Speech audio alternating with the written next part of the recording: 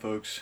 Welcome back to another video. I just realized that the first video clip, like the intro of the whole video, had no audio to it. I had my mics plugged in, but they weren't on. So this is the intro of the video. Pretty much at this point in time, we are heading to our property to go put corn out and put a camera out. It's literally just 4.5 acres and probably about 4 acres is field and only a half acre of woods, but there's a whole big woods behind it. So at this point in time, we're going out there to put a corn pile out, put a camera out, just see what deer are around there. So I'm editing this, and pretty much next clip you're going to see some B-roll of us in the side-by-side on the way to the property. So we will see you there.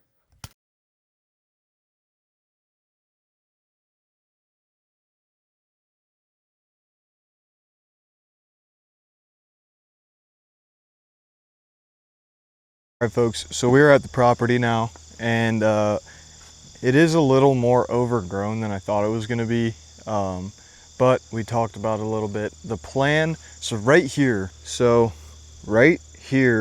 is kind of flat area.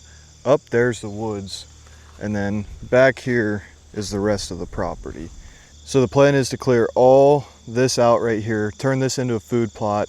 It's about from here, maybe 30 yards to the woods, and then it's probably about 30 yards wide. We're gonna try and come out here and plan out turning that into like a little food plot type thing.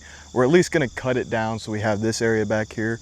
But for today, what we're gonna do, just to see if there's what kind of deer are here, there's deer paths that come out to the field. So just to see, we're gonna clear a little area here, put corn down, put a camera down right here on the field edge, because we can't go in the field because the farmers are still going to farm it one more time this year. So that's the plan. I'll talk more about it as we get to it. Let's get started. All right, folks. So the farmer just came. He was actually paying us because they make hay out of this field back here. So he was paying us for the year. And but I told him my plan, that right here behind me, that I wanted to clear all this stuff out back here. And he said that he actually has his bush hog on right now. He can just go grab his tractor and bring it over and clear it for us. And I said that would be great. The farmer decided he was going to help us out and he's going to clear all this out for us so we don't have to. He said it shouldn't take long. Yeah, that was actually really clutch. So once he clears this out, then we're going to get started putting the corn out and everything. So we'll get back in touch with you guys when that happens.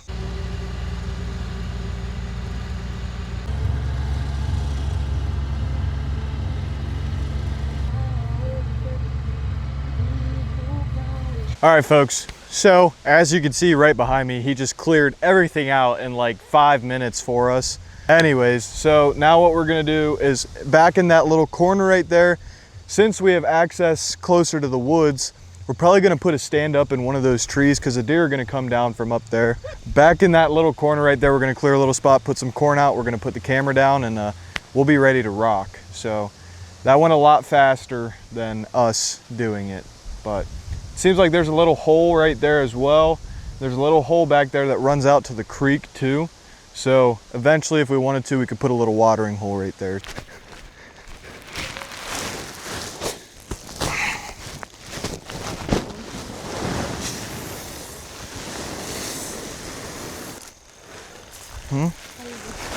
You pull the string apart and pull both ends.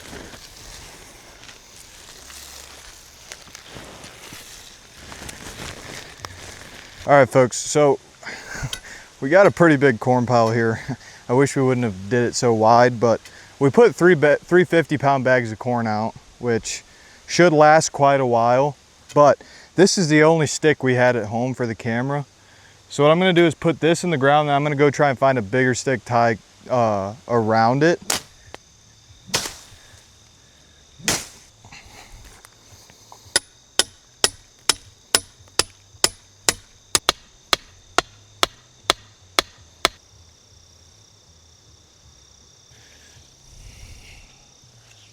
All right, folks, so we got the corn pile out. We kind of screwed up on the location of it. We shouldn't really put it right in the middle. We'll deal with it for now. And then we got the camera set up. It's not very durable. When this corn's gone, we'll come in here and relocate the corn pile, probably over more that way or back more that way, just because then we can put the a camera on a tree because it's not very stable where it is. It should last. It doesn't feel like it's going anywhere, but we're done here now. We have a meeting, then we're gonna head back to the house, and I'm gonna video a little bit of me shooting bow later. Pretty much just like the title of this video, we're just prepping for deer season. So we'll see you guys in the next clip. Folks, we're back home now. Now I'm gonna shoot a little bit.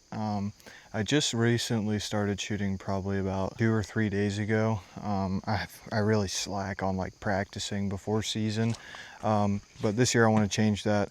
So here we are, we're shooting 3rd day in the row. I'm gonna try and shoot almost every day that I can that I'm home. But I'm gonna quickly tell you guys like what I have on here, etc. So to start off, I have the Matthews Phase 4. It's 33 inch. I believe it's in the First Light camo. Pretty sure that's what this camo is. I didn't really have much of a choice. I bought it like right before season started last year. I got rid of my VXR. I was kind of in need of a bow and I didn't have the biggest budget, so I ended up just going with the Phase 4. And I love this bow. I'll probably keep it for quite a while. And then I have the matching Matthews quiver with the First Light camo. And then last year I was just running a Bee Stinger stabilizer on here because like I said, I was on a budget. But this year I went and got the 8-inch Matthews stabilizer also in the First Light camo. And then the arrows that I'm shooting are the Gold Tip Airstrike, and then I have the attack fletchings on it. That's the look we're going through this year.